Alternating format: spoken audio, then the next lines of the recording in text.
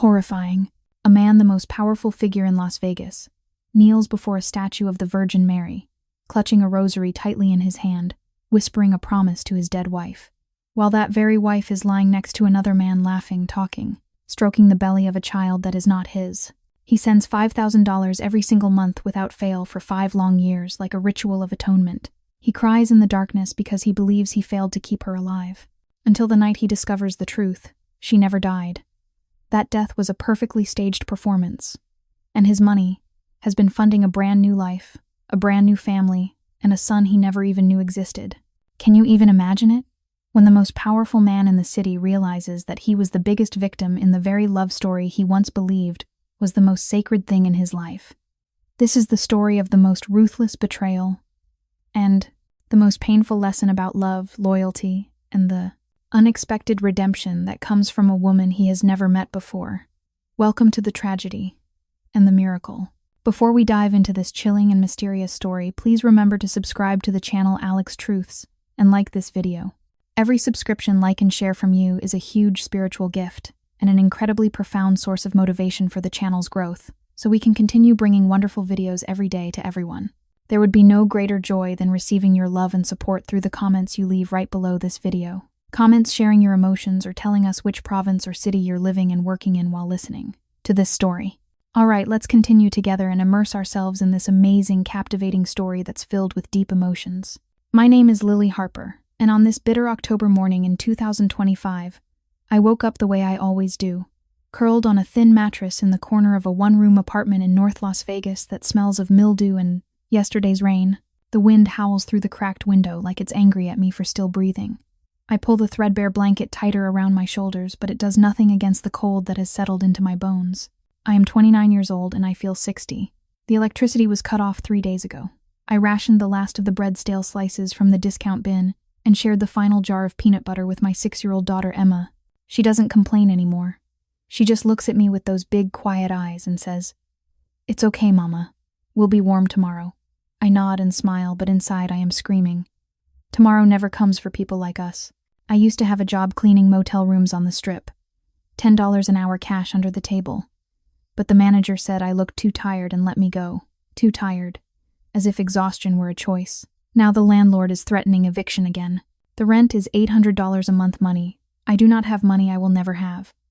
Last night I stood outside the convenience store with a cardboard sign.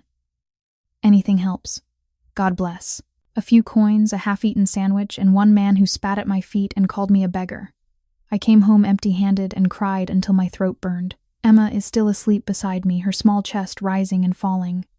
Her hair is tangled, her cheeks hollow. She hasn't had new shoes in 2 years.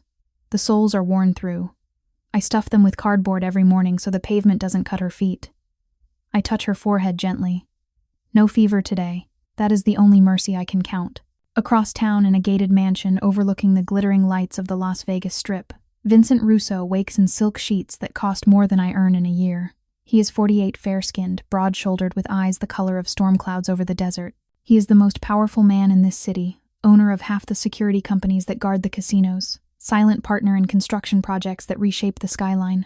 Everyone knows his name. No one dares cross him. But every morning before the city wakes, Vincent walks alone to the small chapel he built behind the main house. He kneels before the marble statue of the Virgin Mary and takes out the rosary beads Elena gave him 5 years ago, simple wooden beads worn smooth by years of prayer. On the day she died, Elena pressed those beads into his palm and whispered, "Promise me, Vincent. Promise you'll send $5,000 every month to my mother Carla in Reno. She has nothing left. Swear it on these beads, on our love, on Emma's future." He swore. He has never broken a vow in his life. So every month, like clockwork, he wires the money. $5,000. Not a penny more, not a penny less. It is his sacred duty, the last piece of Elena he can still hold. The guilt gnaws at him like a living thing. He replays her final days over and over, the pale skin, the labored breathing, the way she clung to him and begged him to take care of her mother. He failed to save her. The least he can do is keep this promise. But lately the guilt has grown teeth. He dreams of Elena's face, sometimes smiling, sometimes accusing. He wakes, sweating, heart-pounding, wondering if the money is even reaching Carla. He has never met the woman. Elena never wanted him to. She's proud, Elena said. She won't take charity from a stranger. So he sends the wire and says nothing. This morning, as Lily Harper brushes Emma's hair with trembling fingers, She feels the familiar wave of dizziness. Hunger, exhaustion, fear, it all crashes together until the room tilts. She grips the edge of the sink to keep from falling. Emma looks up, worried. "Mama, are you okay?" "I'm fine, baby," Lily whispers, voice soft and timid the way she always speaks when she's afraid of breaking. "Just a little tired." She is not fine. She is starving. She is terrified. She is utterly alone. Vincent Russo, meanwhile, stands at the floor-to-ceiling window of his study watching the sun rise over the desert. His phone buzzes. A text from Tony Moretti, his oldest friend and consigliere boss. The wire went through as usual. But something feels off. "The account activity is strange. You sure you never want me to check on Carla in person?" Vincent's jaw tightens. He types back, "No. It's Elena's wish. We honor it." But the words feel hollow. Inside a storm is building guilt, doubt, a violent ache he cannot name. He clenches his fist until the knuckles turn white. He has built an empire on loyalty, on keeping promises. Yet every month $5,000 disappears into silence, and he wonders if he is a fool or a saint. Lily steps outside with Emma's hand in hers. The wind whips her thin jacket around her ribs. She walks the 3 miles to the food pantry, praying they still have openings. The line is already long, mothers like her father's with hollow eyes, children too quiet. When her turn comes, the volunteer hands her a small bag, canned beans, rice, a loaf of bread. Lily thanks her in a voice barely above a whisper. "God bless you," she says, polite and trembling. On the walk home, a man in a shiny car slows down and shouts something cruel. Lily pulls Emma closer and keeps her head down. Tears sting her eyes. She wants to scream.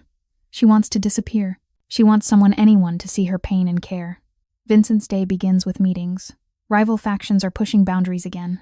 A small crew from Henderson has been shaking down his construction sites. He meets them at dusk in an empty parking lot behind the old Fremont Street. The leader, a wiry man named Reyes, smirks. "We want a piece of the new tower project, Russo.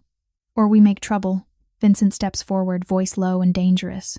"You touch one of my sites, you touch my family. You know what happens next." Reyes laughs. Vincent's men move in silent, controlled. No guns drawn. Just presence. Reyes backs down, cursing under his breath.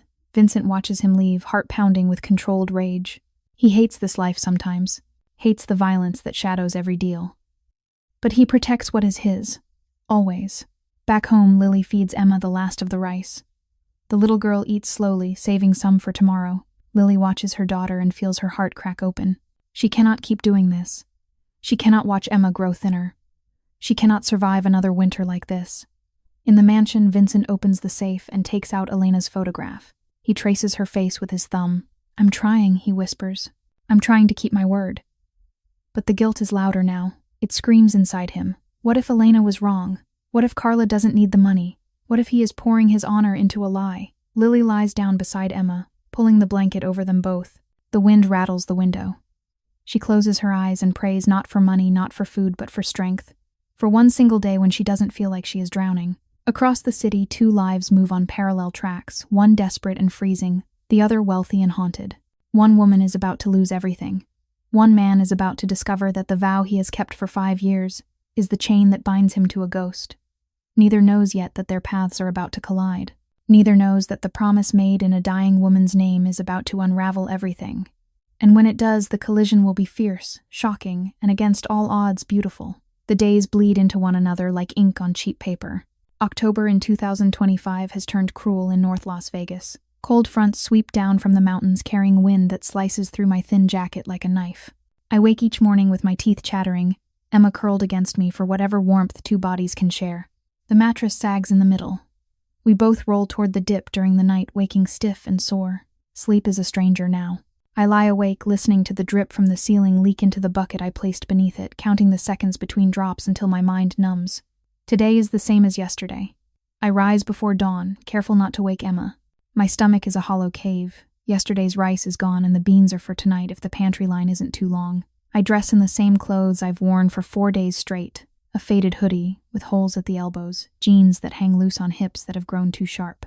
My reflection in the cracked bathroom mirror startles me every time, sunken cheeks, dark circles like bruises, hair dull and matted. I look like someone who has been forgotten by the world. Emma stirs as I pack her backpack. "Mama, is there school today?" "Yes, baby," I whisper, voice soft and polite, even though she's only 6. I speak this way to everyone now, timid, careful, as if loud words might shatter what little we have left. But first we eat something small. There is nothing small left. I find half a granola bar from last week, split it carefully. Emma takes the bigger piece without asking. She always does. My heart twists, sharp, violent pain that steals my breath. I am failing her. Every single day I fail her. We step outside into the gray morning. The apartment complex is quiet except for the wind rattling loose siding. Neighbors avoid eye contact. We are all ghosts here. I walk Emma the 1.5 miles to the bus stop, holding her hand tightly. My legs ache from malnutrition. Each step sends a dull throb up my shins. Halfway there, dizziness hits hard. Vision blurs, the sidewalk tilts. I grab a chain-link fence to steady myself, breath coming in shallow gasps. Emma looks up, eyes wide with fear.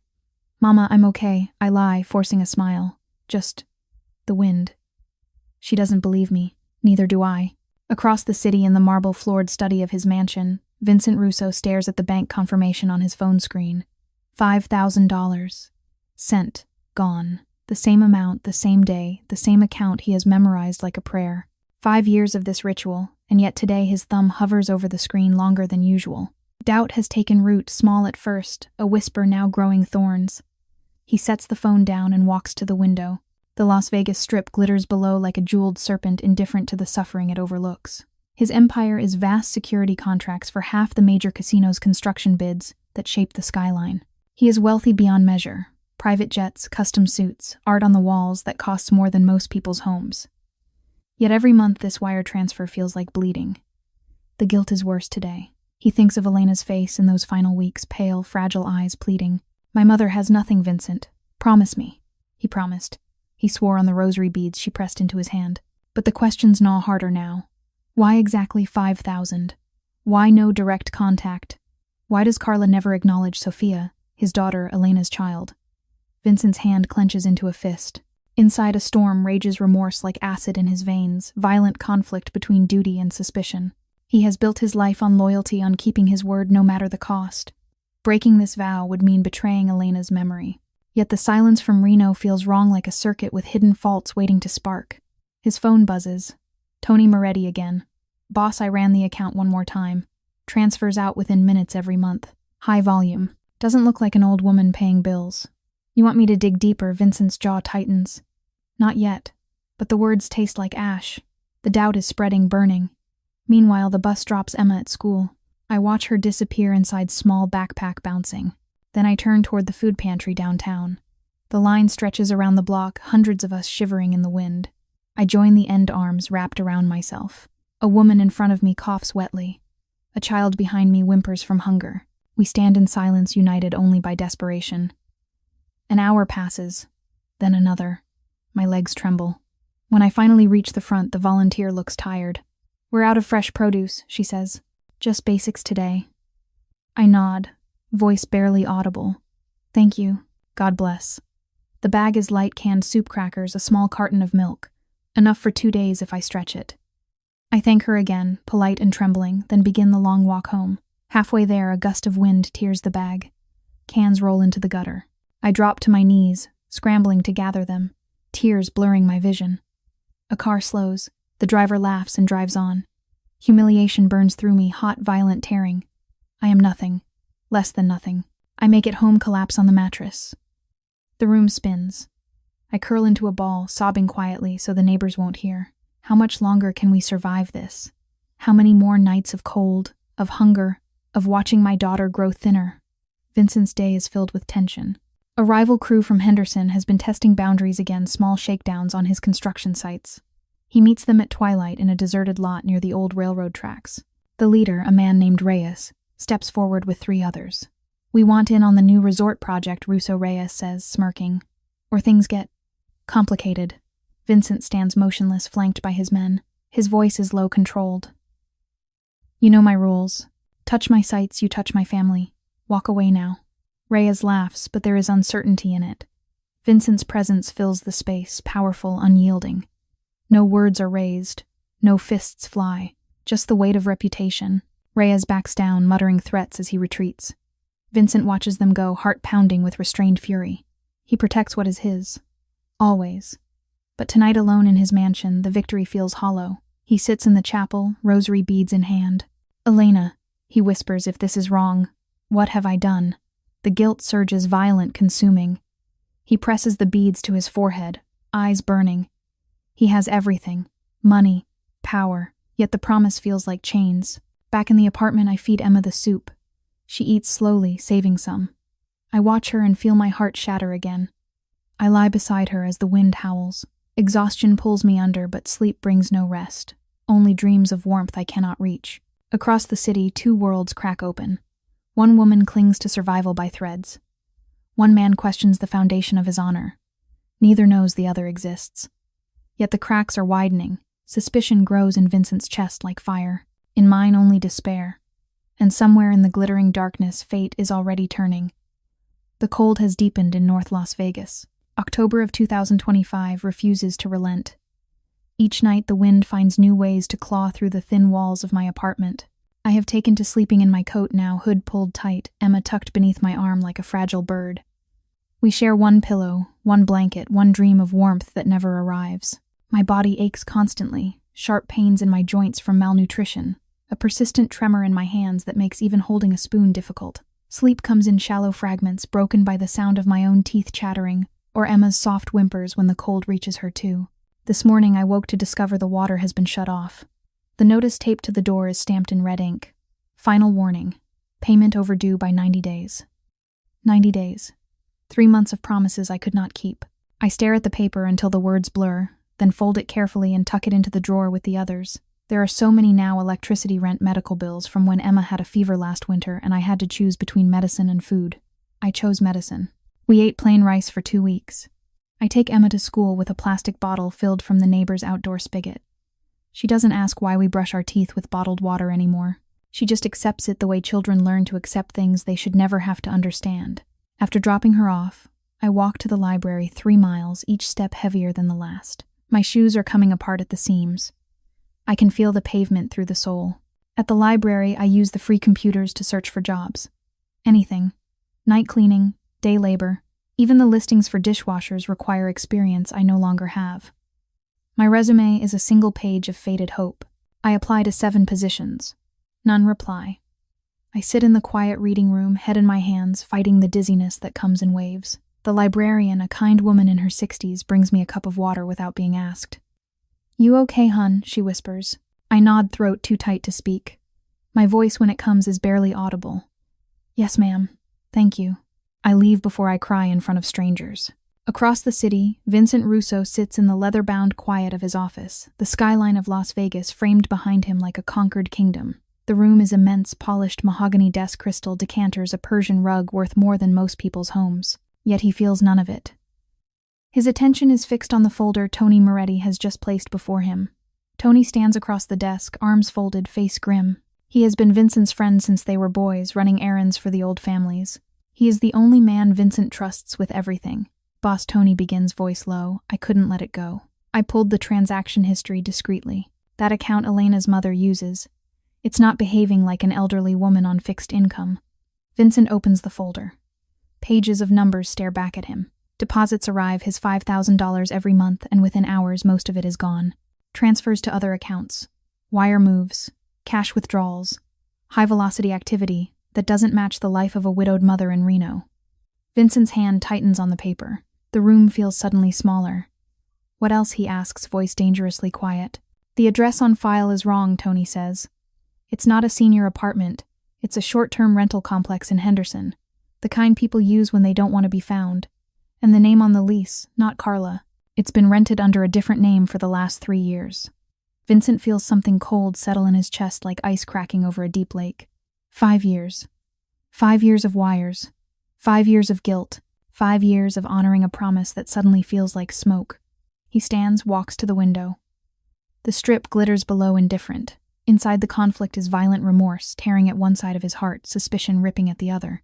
He thinks of Elena's final days, the way she whispered the promise, the rosary beads warm in his palm. Was it all real? Or was he the mark in a game he never knew he was playing? Tony watches him carefully. I can keep digging, boss. But once we start looking, we can't pretend anymore. Vincent turns. His eyes are storm dark. Dig, he says, quietly. If this is a lie, if someone has used Elena's name to bleed me for 5 years, he doesn't finish the sentence. He doesn't have to. Tony knows the look on his face. It is the same look that makes men back down in parking lots without a word. That evening, Vincent attends a meeting in an underground garage near the old downtown. A rival faction, new money from California, has been encroaching on his security contracts. The leader, a slick man in an expensive suit, stands with 4 associates. "We want the casino floor contracts for the new tower," the man says. You walk away, everyone saves face. Vincent steps forward slowly. His presence fills the space, tall, powerful, radiating quiet menace. "You think you can dictate terms to me?" he asks, voice soft, lethal. The man smirks. "We think you're distracted, Russo. Family matters, old promises." Vincent's eyes narrow. The mention of promises hits like a blade. For a heartbeat, rage surges, violent, consuming. Then he reins it in.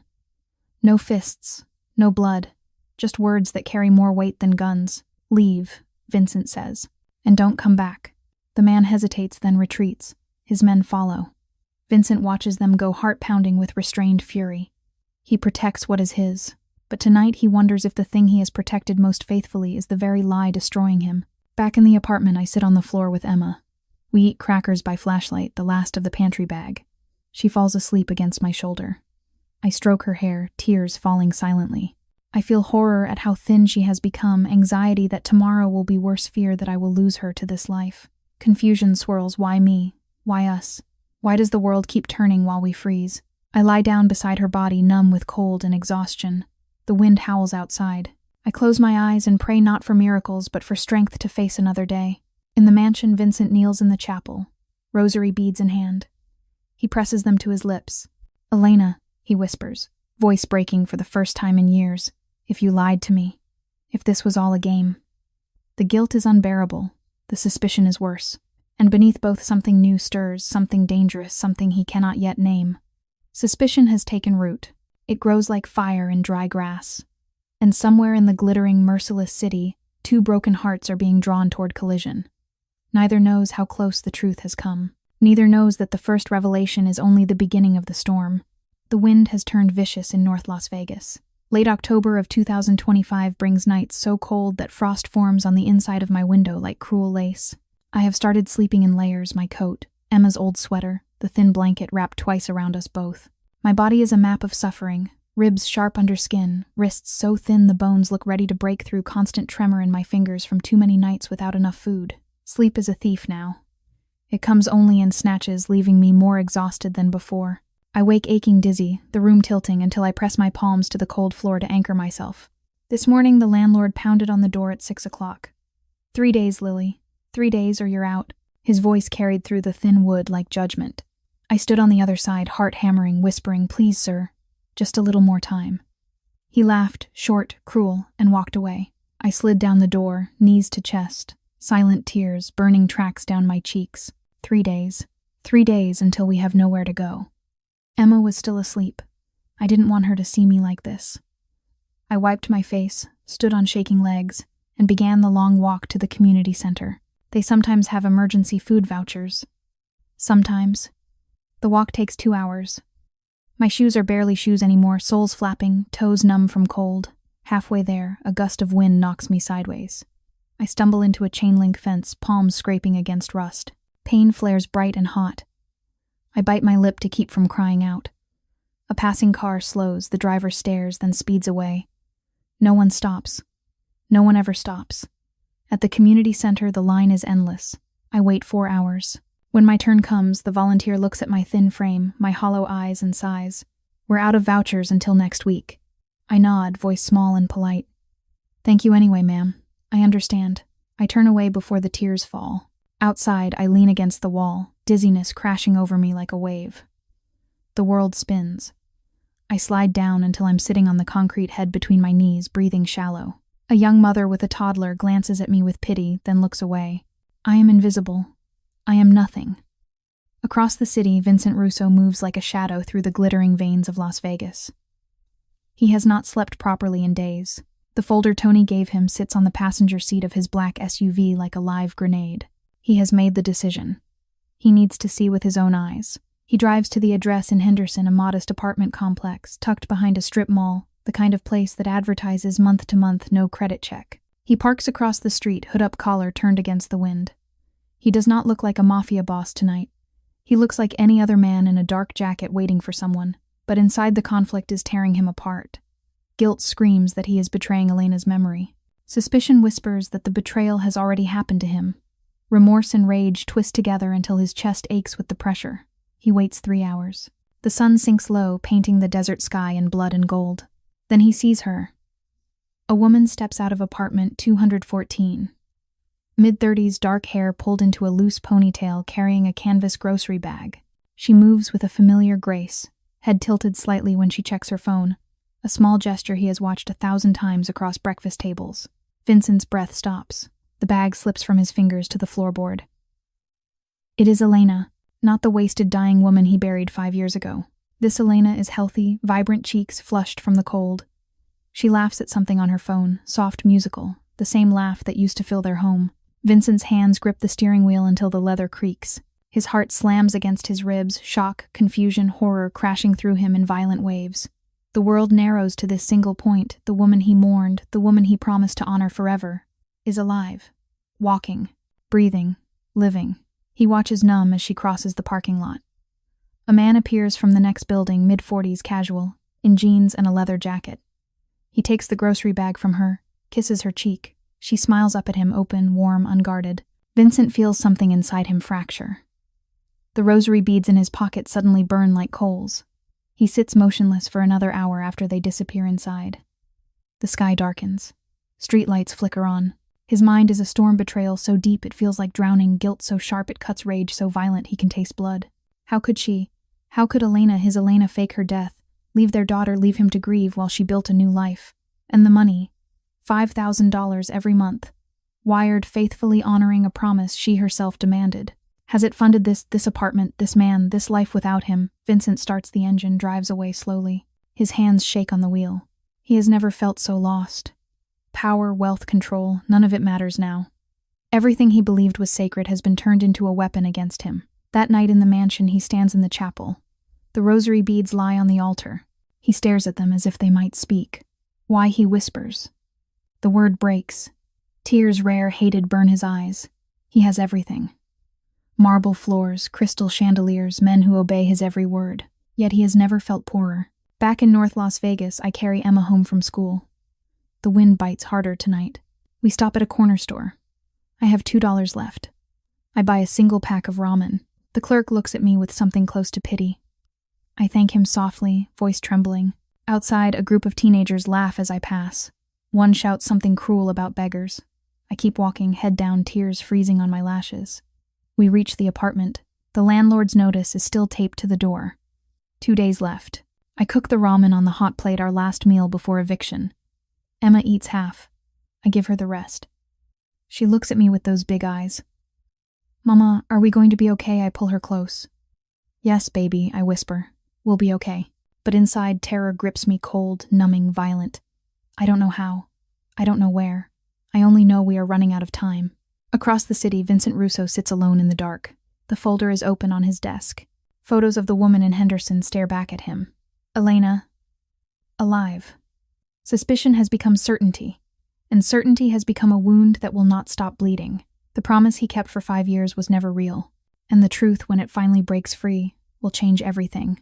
The frost has thickened on the windows of my apartment, turning the glass into opaque sheets that block out even the weak October sun of 2025. I can no longer feel my toes when I wake. The cold has seeped so deep that my joints scream with every movement. I have not eaten anything solid since yesterday morning. The last can of soup went to Emma. She finished it slowly, eyes down, knowing without being told that there was nothing left for me. I smiled at her, small, trembling, and told her I wasn't hungry. The lie tasted like ash. This morning the landlord came again. He did not knock politely. He kicked the door 3 times, hard enough that the frame rattled. Today, Lily. Today, or I call the sheriff. His voice boomed through the wood. I stood frozen in the middle of the room, Emma clinging to my leg. My heart slammed so hard I thought it would burst. I opened the door just a crack. Please, sir, I whispered, voice soft, timid, shaking. I'm trying. I swear I'm trying. He looked at me, really looked, and for one heartbeat I thought I saw pity. Then his face hardened. 3 o'clock, or you're gone. He turned and left. The door clicked shut. I slid to the floor, knees buckling. Emma wrapped her thin arms around my neck. We sat there in silence, rocking gently, while the wind howled outside like it wanted to tear the building down.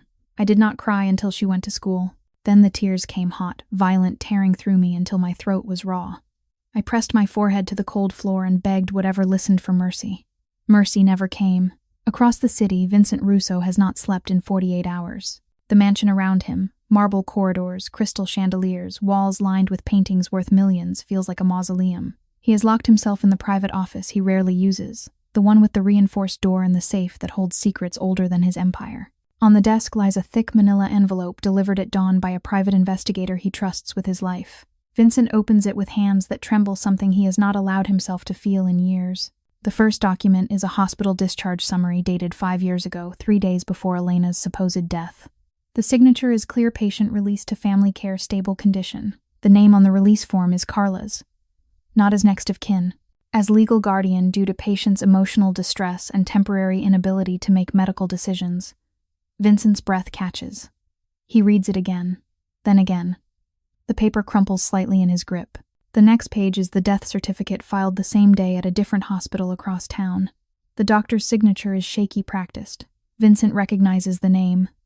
The physician lost his license 2 months later for falsifying records. The cremation receipt follows no record at the funeral home of Elena Russo being processed. Instead, an unidentified woman, Jane Doe from the county morgue, was cremated that afternoon, paid in cash by an anonymous donor. The ashes he scattered in the desert 5 years ago were not Elena's. They were a stranger's. Vincent stands abruptly. The chair scrapes back. He paces the room like a caged animal, fists clenched until the knuckles bleach white.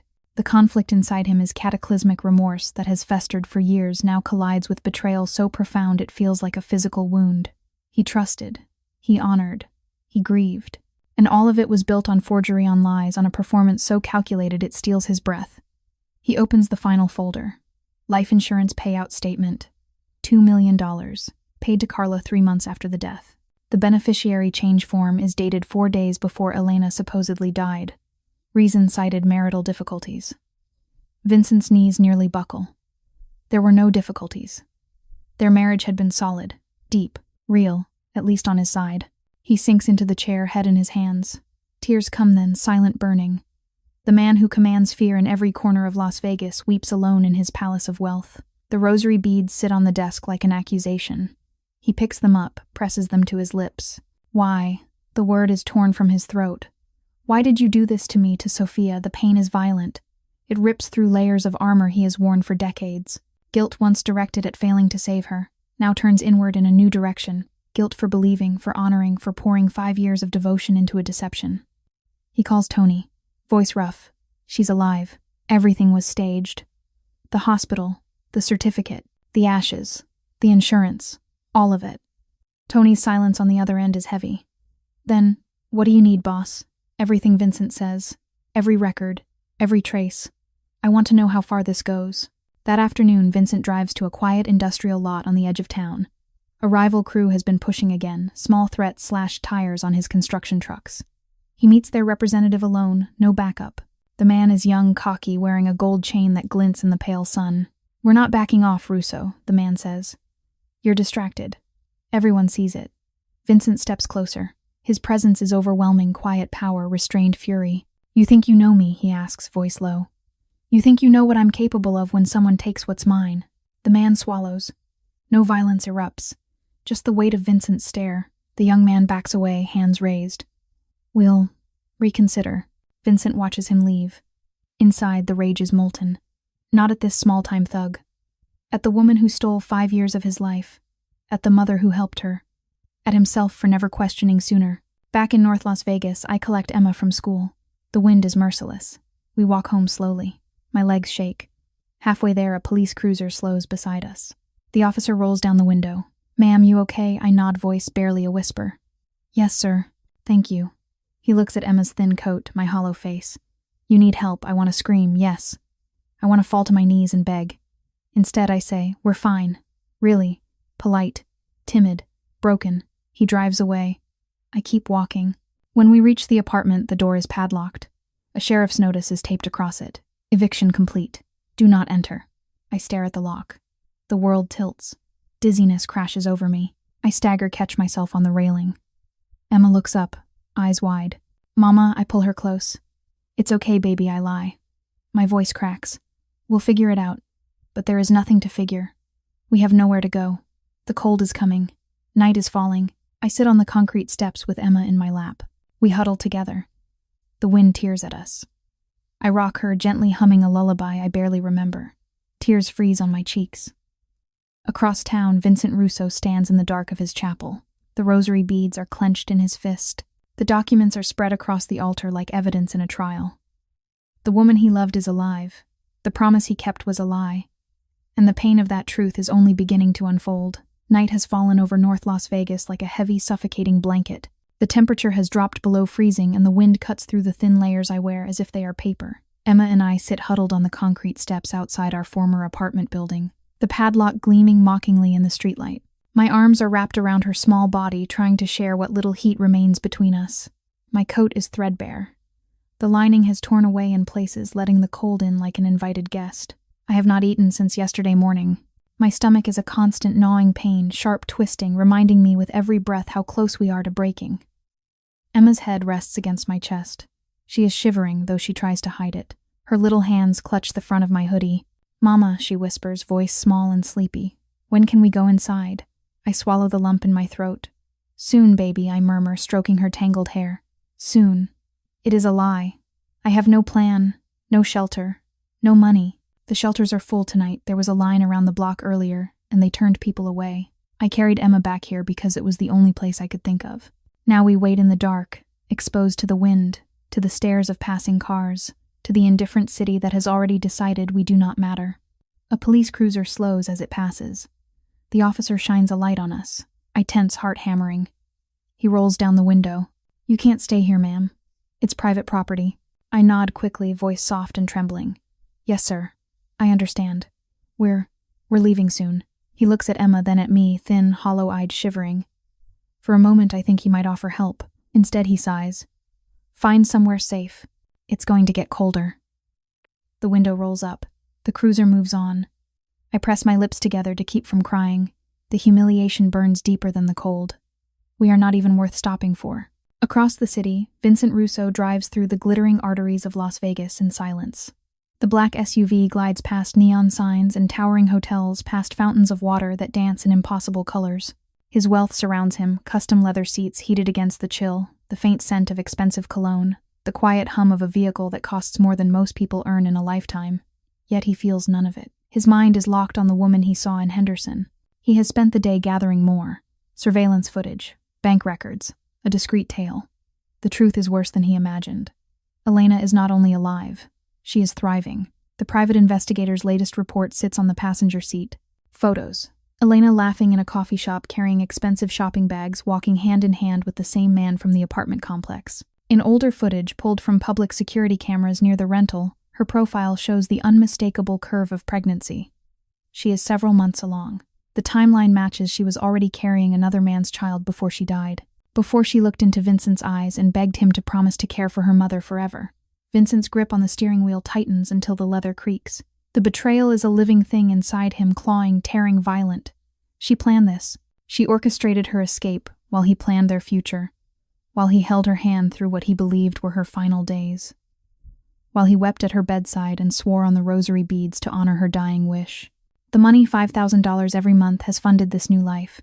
The apartment, the groceries, the clothes. The man who touches her with familiarity Vincent once believed was only his. And Sophia, their daughter. Elena abandoned her own child without a backward glance. Vincent pulls into an empty lot near the railroad tracks. He kills the engine, sits in the dark. The rage is overwhelming, hot, blinding, consuming. He slams his fist against the dashboard once, twice. The pain in his knuckles is nothing compared to the pain in his chest. He thinks of the nights he spent alone in the mansion after her death, staring at Sophia's baby pictures, blaming himself for not saving Elena. The guilt that ate him alive. The promise he kept faithfully month after month, even when money was tight in the early days of his empire. All of it was a performance. Elena had studied him for years. She knew exactly how to play on his honor, his loyalty, his love. She turned his greatest strength into her perfect weapon. Vincent closes his eyes. Tears burn behind his lids. He has never felt so utterly betrayed. So small, so foolish. He starts the engine again. drives toward Henderson. He needs to see her one more time. Needs to confirm with his own eyes that the woman he loved is capable of this level of cruelty. Meanwhile, in North Las Vegas, the temperature continues to drop. Emma has fallen into a fitful sleep against my shoulder. I rock her gently, humming the same lullaby over and over. My own body is numb, legs, pins and needles, fingers stiff, face burning from the wind. I can feel my heartbeat slowing, sluggish from hunger and exhaustion. A car pulls into the parking lot. Headlights sweep over us. I tense, shielding Emma's face. The driver, a middle-aged man, steps out. He looks at us for a long moment. "You folks okay?" I nod, voice barely audible. "Yes, sir. Thank you."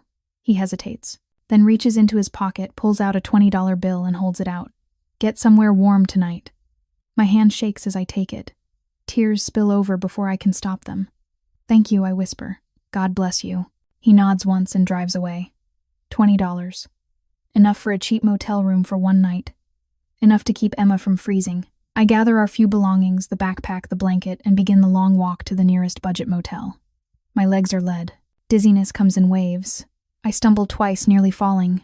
Each time I catch myself whispering to Emma, "We're almost there, baby. Almost there." We reach the motel after midnight. The clerk behind the desk looks at me with tired eyes. $20 for the night, he says. I hand him the bill. My fingers tremble so badly he has to take it from me. "Room 12, he mutters. "Check out at 11. The room is small, musty, but warm. I lock the door, turn on the heater full blast. Emma wakes long enough to crawl under the thin comforter. I sit on the edge of the bed, watching her sleep. Tears stream down my face, silent, endless. I have never felt so broken, so utterly alone. In Henderson, Vincent parks across from the apartment complex again. The lights are on in Unit 214. Through the window, he sees Elena moving, laughing, talking on the phone, one hand resting on the swell of her belly. She looks happy, content, free. Vincent watches until the lights go out. Then he drives away, the image burned into his mind. The betrayal is complete. The promise is shattered. And somewhere deep inside, the man who once believed in forever, something new is awakening. Something fierce, protective, and dangerously close to love, for a woman he has not yet met. A woman who is even now fighting for survival in the cold, shadows of the same city. The storm is building, and when it breaks, it will change everything. The motel room is warm artificially, so the ancient heater rattling like it might die at any moment. But the warmth cannot reach the ice that has settled inside my chest. It is still late October of 2025, though the days blur together now. Emma sleeps deeply under the thin comforter, her small chest rising and falling in the dim glow of the bedside lamp. I sit on the edge of the bed, knees drawn up, arms wrapped around myself. The $20 bill is gone. I spent the last of it on a loaf of bread and a jar of peanut butter from the corner store. That will last us perhaps 2 days if I ration carefully. My body is betraying me more each hour. The dizziness comes in relentless waves. Standing too quickly sends black spots dancing across my vision. My hands shake when I try to open the peanut butter jar. I am so thin now that my hip bones press painfully against the mattress. Sleep is impossible. Every creak of the building, every gust of wind against the window jolts me awake. I have not truly rested in weeks. My mind races through impossible calculations how to find another shelter, how to keep Emma warm, how to survive another night without collapsing. I stare at the cracked ceiling and feel the tears come again, silent, endless. The humiliation is suffocating. I used to dream of simple things, a real home, hot meals, a job that paid enough to buy Emma new shoes. Now those dreams feel like cruel jokes. I whisper into the darkness, voice soft and broken. "Please. Just one break. Just one." No one answers. Across the glittering expanse of Las Vegas, Vincent Russo stands in the marble silence of his mansion's private study. The room is vast, high ceilings, dark wood paneling, a fireplace large enough to stand in. Flames crackle behind the iron screen, casting long shadows across the documents spread on his desk. He has not touched the wine decanter tonight. He needs clarity, even if it hurts. For the first time in 5 years, he does not initiate the monthly wire transfer. He sits at the desk, phone in hand, staring at the confirmation screen that has become as familiar as his own reflection. $5,000. Same amount, same day, same account. His thumb hovers over the cancel button. Inside him, the conflict is apocalyptic.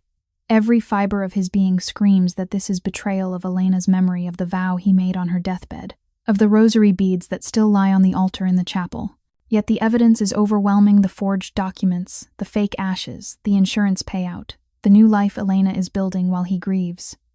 The guilt that once drove him to honor the promise now drives him to end it. He feels sick with remorse for believing, for mourning, for letting himself be used. He presses cancel. The screen flashes. Transfer canceled by user. Vincent exhales a long, shuddering breath. The room feels suddenly colder, as though the fire cannot touch the chill inside him. He leans back in the chair, eyes closed, hands clenched into fists. The silence is deafening. Minutes later, his phone rings. Unknown number. He lets it ring 4 times, then answers. "Hello, Vincent." The voice is female, older, edged with panic, barely masked by sweetness. "There's been a mistake with the bank transfer. The money didn't come through." Vincent's jaw tightens. He recognizes the voice from the few brief calls over the years. Carla. "Elena's mother. I'm aware," he says quietly. A pause. Then the tone shifts sharper, more desperate. "You know I depend on that money. Medications, rent, everything. I need you to fix it. Tonight." Vincent's heart pounds with a cold fury he has rarely felt. "I'm having difficulties this month," he replies, voice level. "Sophia needed new school supplies. The house had unexpected repairs. I'll try to send something next week. Maybe half." The silence stretches. Then Carla's voice hardens, stripped of pretense. "You can't just stop. Elena made you promise. That means every month. The full amount. If you're having money problems, get a second job. Take out a loan. I don't care. But that money needs to be in my account by tomorrow, or there will be consequences." Vincent's grip on the phone tightens. "What kind of consequences?" Her breathing grows heavier. "Elena told me things before she died, things about how you treated her, how you made her feel trapped. If you don't keep sending the money, I might have to share those stories. With your business associates, with Sophia's school, with anyone who thinks Vincent Russo is such a good man." The threat lands like a slap. Vincent feels the rage surge, violent, consuming, but he keeps his voice calm. "That's interesting, Carla. Because I've been wondering about something myself. I drove by the address you gave me. The people living there say no one named Carla has ever received mail. They've been forwarding packages to a different address for 3 years. Care to explain?" The line goes dead. Vincent sets the phone down carefully. His hands are shaking, not from fear, but from the sheer force of emotion tearing through him. Betrayal. Rage. And beneath it all, a strange, aching relief. The lie is finally cracking open. That same night in the rundown motel room, I wake to the sound of Emma coughing. The heater has died. The room is cold again. I pull her closer, wrapping the blanket around us both. My body is numb. I can barely feel my limbs. The dizziness is constant now, a low roar in my ears. I rock her, gently humming through chattering teeth. Tears fall onto her hair. I whisper, "We're going to be okay, baby. I promise." But the promise feels hollow. I have nothing left to give. In the early morning hours, Vincent steps out of his mansion. The desert air is sharp. He drives to a quiet street near the old downtown. A small crew from Henderson has been testing his patience again, minor disruptions on his construction sites. Tonight they have crossed a line. One of his foremen was threatened. Vincent meets their leader in an alley behind a shuttered casino. No backup, just him. The man steps forward, smirking. "You're late, Russo.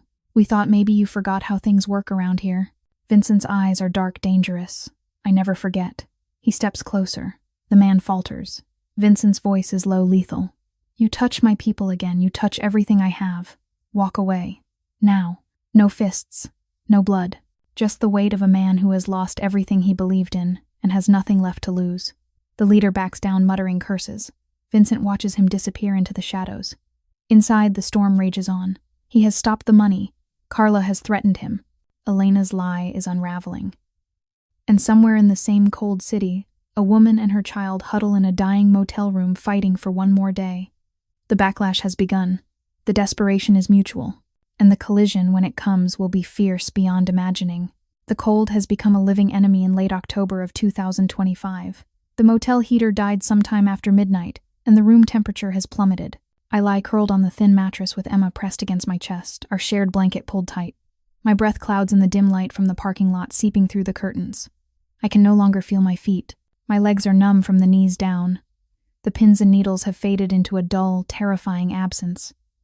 Hunger has become a constant roar in my stomach. Sharp, relentless, making every heartbeat feel labored. I have not eaten since yesterday's half slice of bread. Emma stirs occasionally, whimpering in her sleep. Each sound tears at me like a blade. I rock her gently, whispering lullabies through chattering teeth. My voice is barely audible, soft, timid, broken. It's okay, baby. Mama's here. But the words feel like betrayal. I am failing her in every possible way. The $20 are gone. The motel clerk knocked earlier, demanding another night's payment. I begged for one more day. He laughed and said eviction would come at checkout. Checkout is in 3 hours.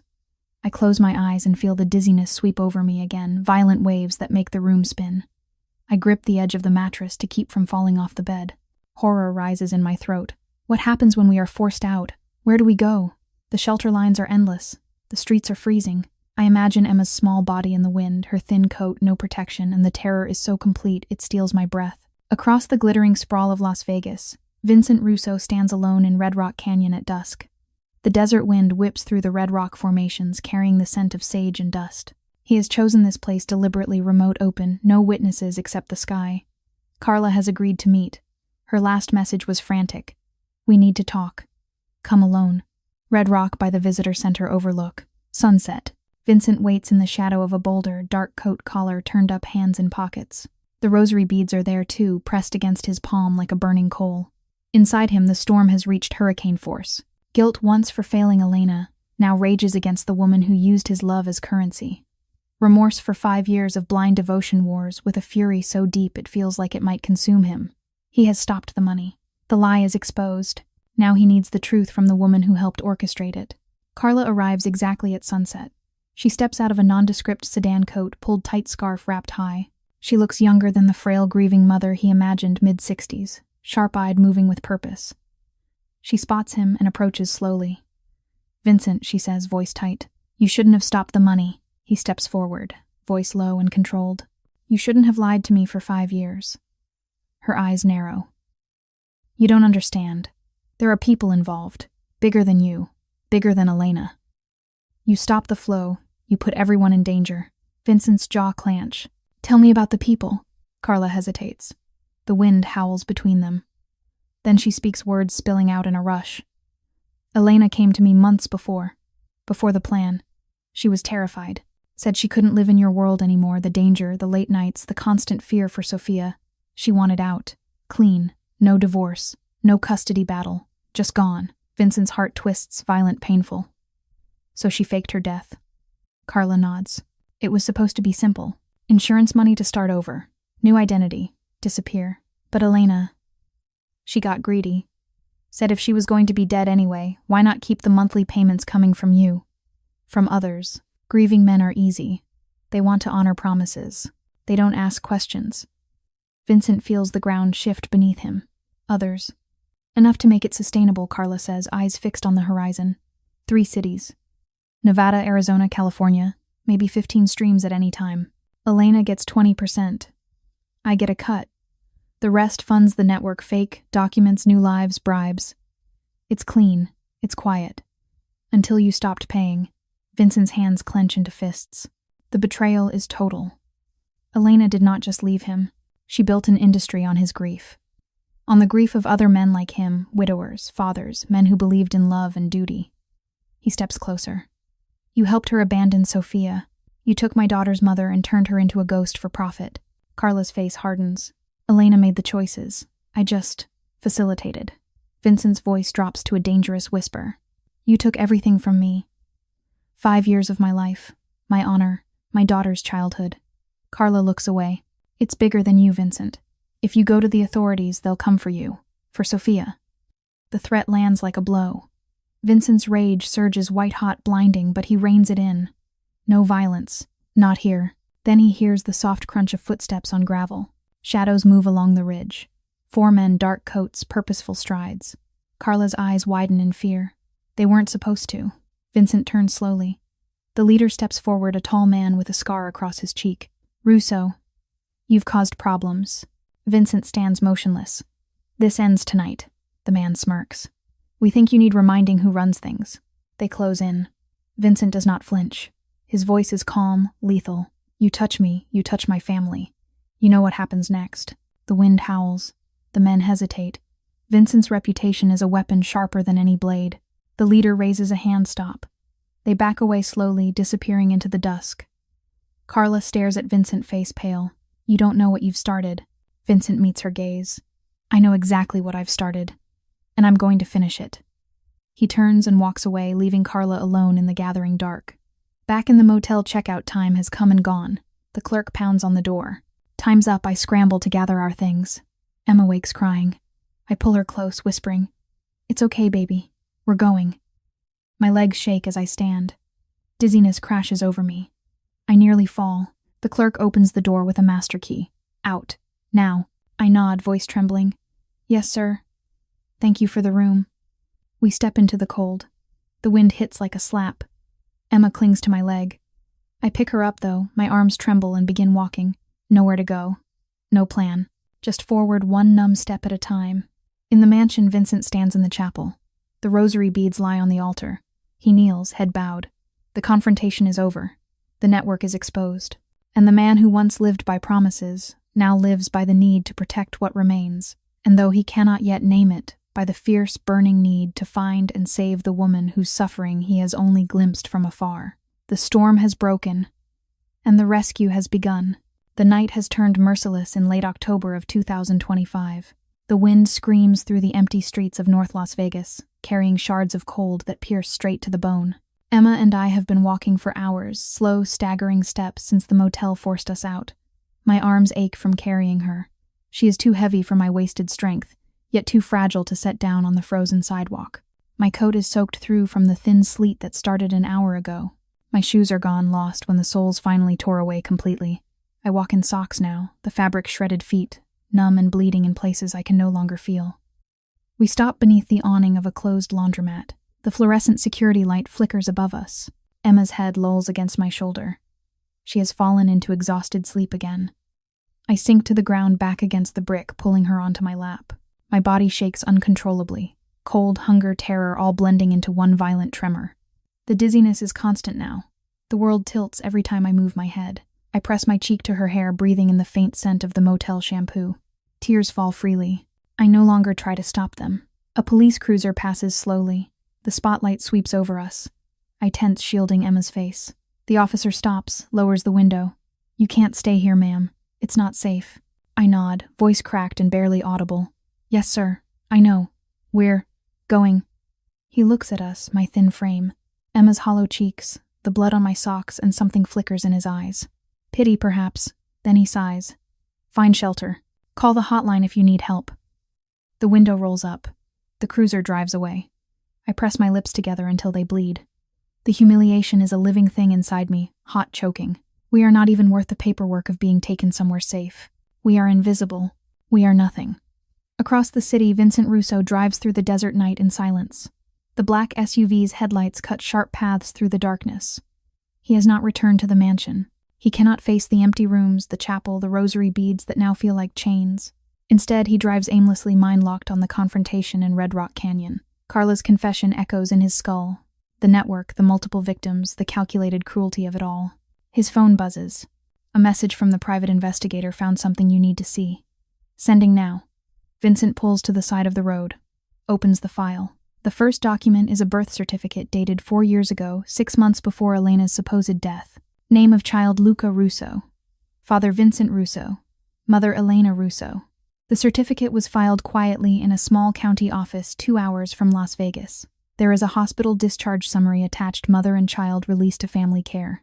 The signature is Carla's. Vincent's breath stops.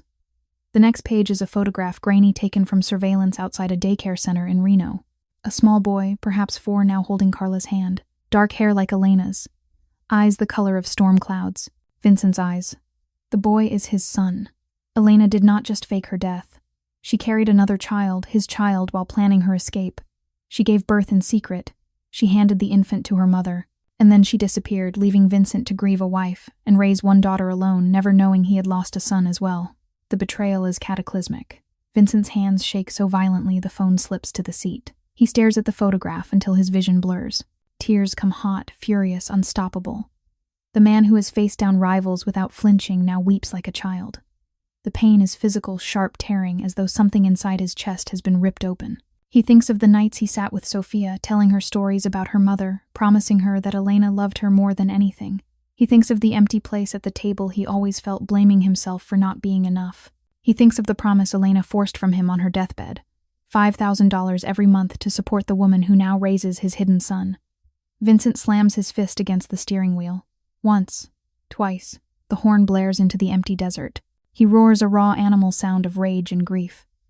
The conflict inside him is apocalyptic love for Elena turned to ash, remorse for every tear he shed, fury so violent it threatens to consume him whole. He starts the engine again, drives toward Reno. Meanwhile in North Las Vegas, dawn is breaking gray, unforgiving. Emma wakes crying, "Mama, I'm cold." I pull her closer. "I know, baby, I know." My voice is a whisper, soft, trembling, polite, even in despair. I have nothing left to give her. No warmth, no food, no hope. A delivery truck slows near the laundromat. The driver, a middle-aged man, looks at us. He gets out carrying a paper bag. "Here," he says gruffly. "Breakfast sandwiches. Coffee. For the kid." I take the bag with shaking hands. "Thank you, sir," I whisper. "God bless you." He nods once and drives away. The sandwiches are still warm. Emma eats slowly, eyes wide.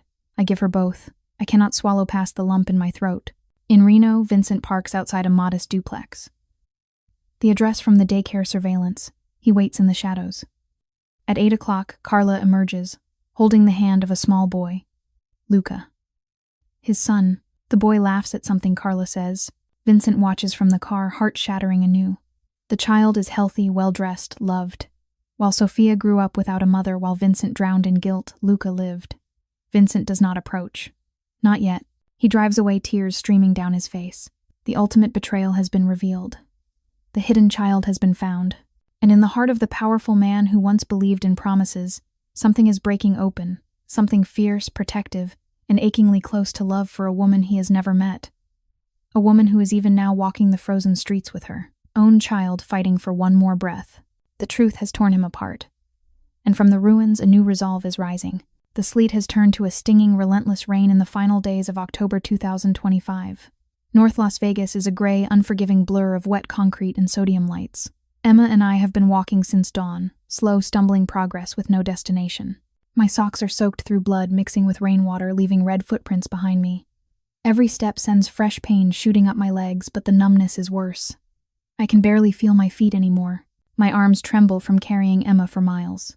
She is silent now, too exhausted to cry, her small body limp against my shoulder. We stop beneath the overpass near the old railroad tracks. The concrete pillars offer some shelter from the wind, but the rain drives sideways, soaking us through. I slide down against the wall, pulling Emma onto my lap. My vision blurs, dizziness so severe the world spins even when I close my eyes. I press my forehead to her damp hair and whisper, voice cracked and barely audible. "We're going to be okay, baby. I promise." The words taste like broken glass. A group of teenagers passes on the sidewalk above. One looks down, laughs, throws an empty soda can. It clatters near my feet. I flinch, pulling Emma closer. Humiliation burns hotter than the cold. We are not people to them. We are scenery. Something to mock and forget. My body is shutting down. Hunger has become a distant roar. Exhaustion is the louder enemy. Sleep-deprived for weeks, malnourished for months, I feel myself slipping heartbeats, erratic breath shallow. I rock Emma, gently humming the same lullaby until my voice gives out. Tears mix with rain on my face. I no longer know if I am crying for her, for myself, or for the life we will never have. Across the city, Vincent Russo has not returned home. He drives through the storm windows, down rain, lashing his face. The photograph of Luca, his hidden son, burns in his mind. The knowledge of Elena's pregnancy with another man's child, the twins she now carries, the network built on grief. It all collides inside him in a violent, unending storm. Remorse for his blind faith, rage at the betrayal guilt, for every tear Sophia shed over a mother who never died. The rosary beads sit in the center console like an accusation. His phone buzzes. A text from Tony Boss, Elena's partner, is moving. He knows you stopped the money. Word is, he's planning something tonight. Your house, Sophia. Vincent's blood turns to ice. He floors the accelerator. The SUV roars toward the gated estate in the hills. Lightning cracks overhead. Rain sheets across the windshield. Inside, the conflict is cataclysmic father's terror for his daughter warring with the fury of a man who has lost everything twice over. He reaches the gate. It is already open, forced. Lights are off in the main house. He kills the engine, steps out into the storm. Two men wait on the driveway, Elena's partner and another from the network. They hold flashlights, faces hard. Russo, the partner, calls over the rain. You should have kept paying. Water streams down his face. His voice cuts through the wind. Where is my daughter safe, the partner says. For now. You stop the money, we stop playing nice. Vincent's hands flex at his sides. No weapons. He never carries them anymore. But his presence is weapon enough. You touch her, you die tonight. The partner laughs. Big words. You're alone. Vincent steps closer. Lightning illuminates his face, eyes burning, jaw set. I've never been alone. The second man shifts nervously. Vincent's reputation precedes him. The partner raises a hand stop. Last chance. Restart the wires. Or we take what matters most. Vincent's voice drops to a lethal whisper. You already took everything. There's nothing left to lose. He moves swift, controlled. No punches thrown. He closes the distance, disarms the second man, with a single, precise motion twisting the arm until the flashlight clatters away. The partner backs up, fear flickering in his eyes. Then headlights sweep the driveway. Tony arrives with 2 more of Vincent's men. The partner curses, retreats. They disappear into the rain. Vincent runs inside. Sophia is safe, hiding in the panic room, frightened but unharmed. He holds her tight, whispering apologies, promises. The house is secure, but the danger is not over. His phone rings. Unknown number. He answers. Vincent. Elena's voice, soft, familiar, hated. You've gone too far. Stop this. Restart the payments.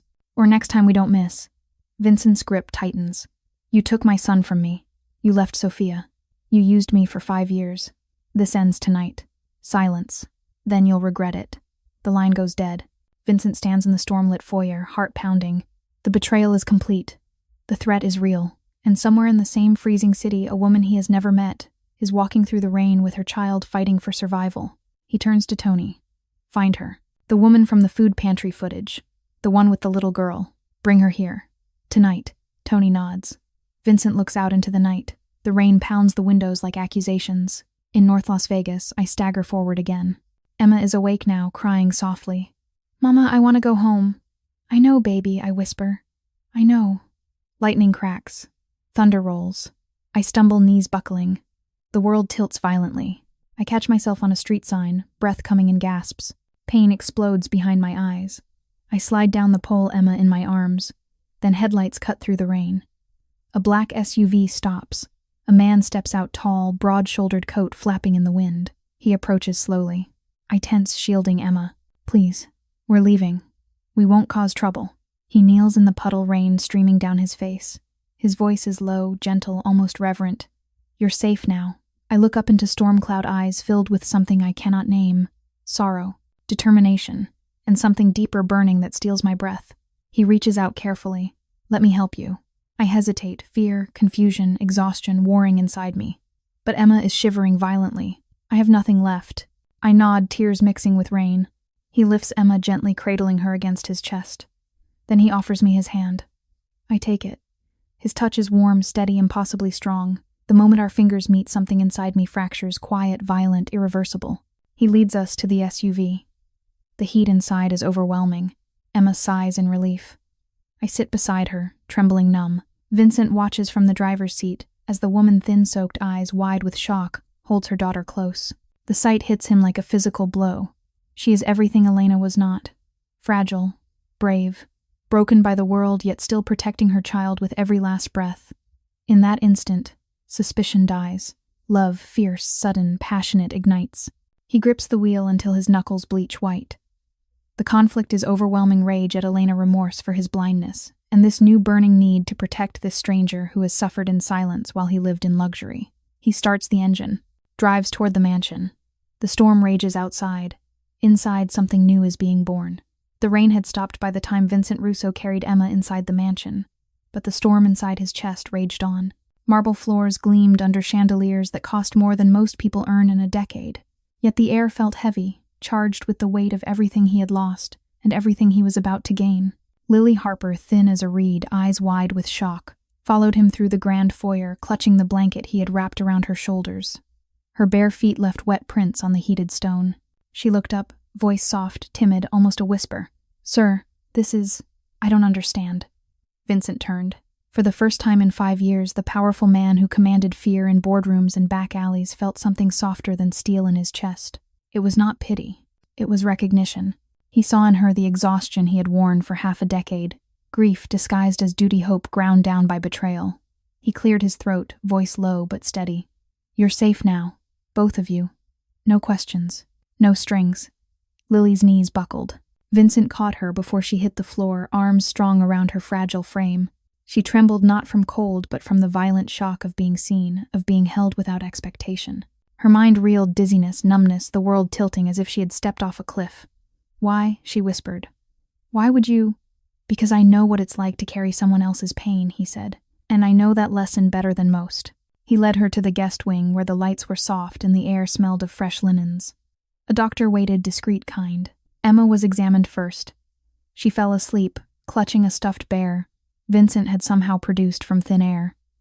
Lily was next. The doctor's voice was gentle. Malnutrition. Exhaustion. You need rest, warmth, food. Lily nodded, polite even now. Yes, ma'am. Thank you. Vincent stood in the doorway watching. His heart tore open in ways he had never known. This woman, this stranger, had survived nights colder than any he had known in his marble palace. She had fought for her child, with nothing but will, and in that moment love ignited not suspicion, not obligation, but a fierce burning need to protect her. It was overwhelming, violent in its purity. He clenched his fists against the doorway, fighting the surge of emotion. Remorse for his blindness to Elena's deceit, guilt for the years he had wasted, and now this new raw devotion that threatened to consume him. Downstairs, the network crumbled. Federal agents, alerted by Vincent's anonymous tip, raided the Henderson apartment. Elena was arrested at dawn, handcuffs, clicking around wrists that had once held his rosary beads. Carla was taken into custody in Reno, the hidden child Luca placed safely with Vincent's legal team. The life insurance fraud, the staged death, the monthly extortions, it all unraveled like cheap thread. The headlines would call it a miracle of justice. Vincent called it redemption. But the real miracle happened in the quiet of the mansion. Days turned to weeks. Lily gained weight slowly, steadily, under the care of chefs who prepared simple meals she had forgotten existed.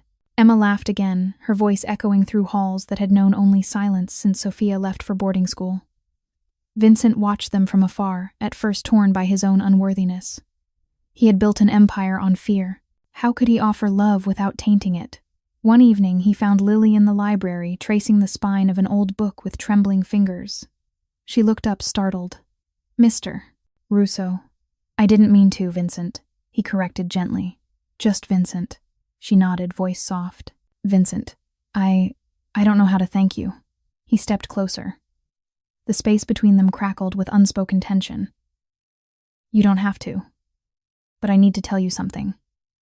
He took a breath. I've spent 5 years believing I failed the woman I loved. Turns out she failed me. But you haven't failed. Not once. And that's a lesson I needed more than any money or power. Lily's eyes filled with tears. I've been so afraid. Of everything. Of people like you. I'm not like them, he said fiercely. I was. But not anymore. He reached out, hesitant. She didn't pull away. Their hands met her thin fingers against his calloused palm. The touch was electric. In that instant, the disparity between their worlds dissolved. Wealth meant nothing. Poverty was forgotten.